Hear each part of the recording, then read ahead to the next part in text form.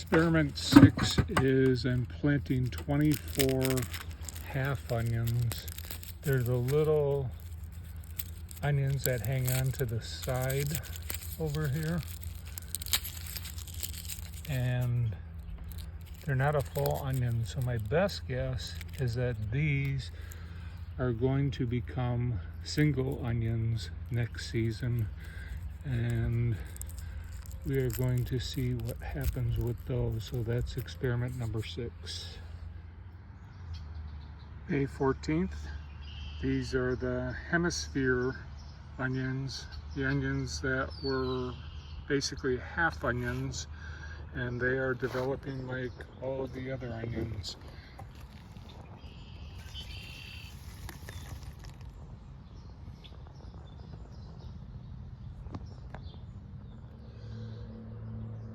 July 11th, I am harvesting the hemisphere onions.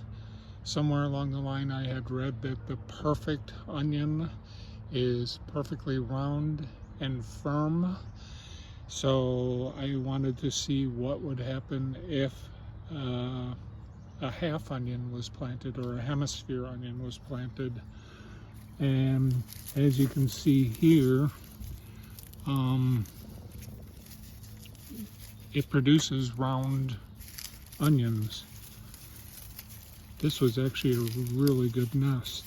There's 2, 4, 6, 8, 10, 12, 14, 16, 18 bulbs that were in that one nest. And that was one of the hemisphere nests. This is another hemisphere nest. This looks like it produced another, well, it's not a hemisphere. Oh yeah, it is a hemisphere. So it did produce a hemisphere off the side. The others did not do that.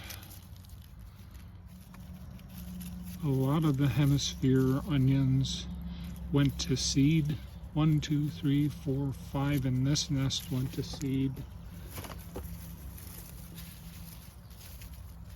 2, 4, 6, 7 in this nest went to seed. 2, 4, 6, 8, 10, 11 in this nest went to seed. It looks like they all went to seed except for 2. This one and this one, well, 3. All the others went to seed. What I've noticed is that there are a lot of smaller onions in this nest, and that those that went to seed are mushy because of the weather. We had a really wet summer, and see, it's just, they're pure mush.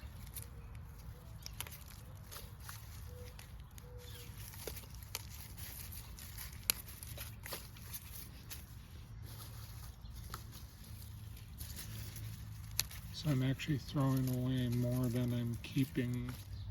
So overall, the hemisphere bulbs created onions like I get from any other bulb. Some are misshaped.